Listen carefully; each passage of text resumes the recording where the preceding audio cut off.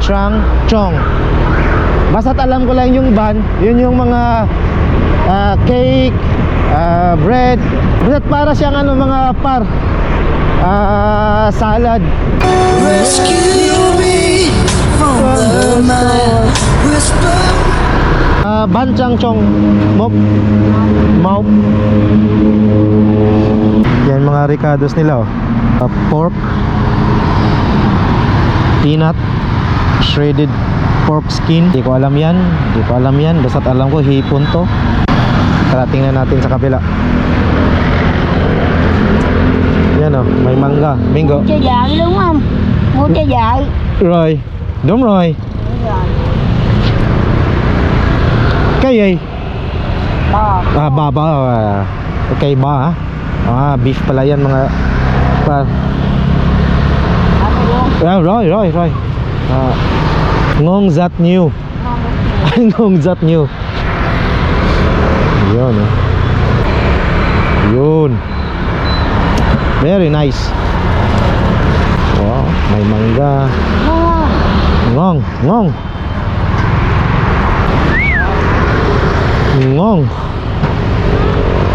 Chicken banbad Tim Gara. Binti pala to.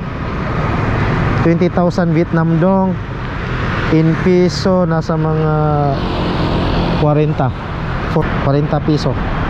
Okay? Woohoo! Ganda, ho? Sambal, oh.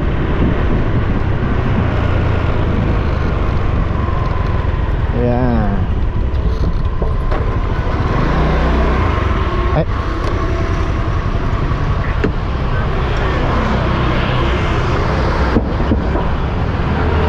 Yan, polo. Hindi ko alam kung ano yan talaga yan para. Basta lahat yan, seeds, olive, fruit. Bao nhiêu? 52. 50. 52. 50. 40. 50. Hi. Rồi, come on in you. Alright. Buti lang marunong ako sa mga piso-piso na yan.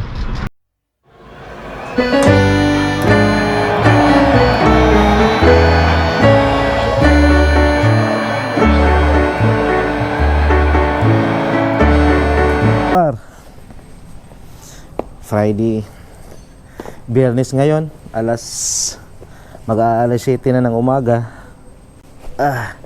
Ngayon pa lang tayo papasok. So tara, samahan nyo ako.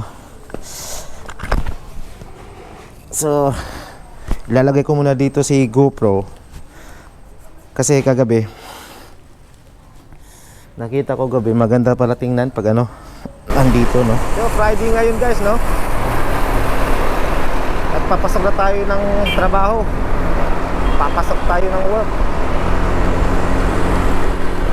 Friday, end of week. Wow, yun, no.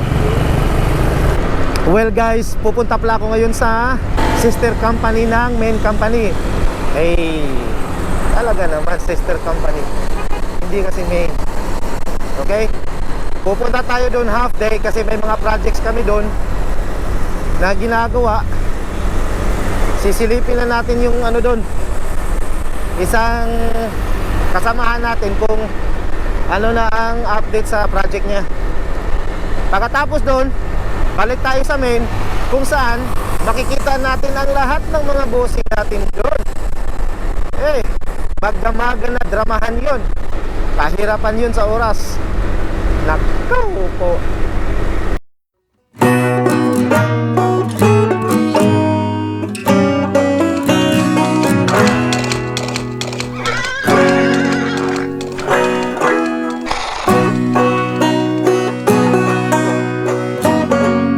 Tawag niya New Binyong City, mas kilala sa pangalan na Smart City, kasi lahat dito ng mga technology, research and development andito sa location na to. Tinatawag to na Smart City. Okay. Yung daanan na yun, papuntang 183. Dito naman 182. Doon tayo pupunta ngayon. Sinirado kasi yan ng may-ari during COVID.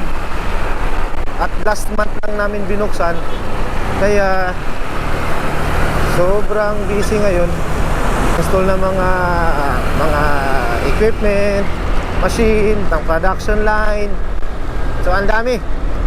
Samot-saring kaganapan doon ngayon sa sa number 2 na 'yon. Pero guys, no, may news nung nakaraang 2 linggo tungkol doon sa Pilipino sa Hanoi na nagnakaw di umano. Right. Nagnakaw di umano ng mga mamahaling bagay sa loob ng gym. Trust. Kahit sino, pag trust ang pag-uusapan, napakalaking bagay niyan. Pagkakaalam ko dito, kasi yung mga kasabahan ko dito na lokal, kumuha, nagnakaw din ng mga wire cable. Umabot ng 1 ton ang bigat na ninakaw nila. Hanggang ngayon, magdadalawang taon, andun pa rin sa kulungan, wala pa ring resulta sa investigasyon. Lokal pa yun, ha? How much more na foreigner, diba? Sinayang, sayang.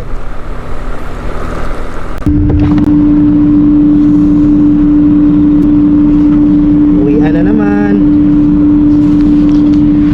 Uwian na. Tara, uwi na tayo. Goodbye, guys.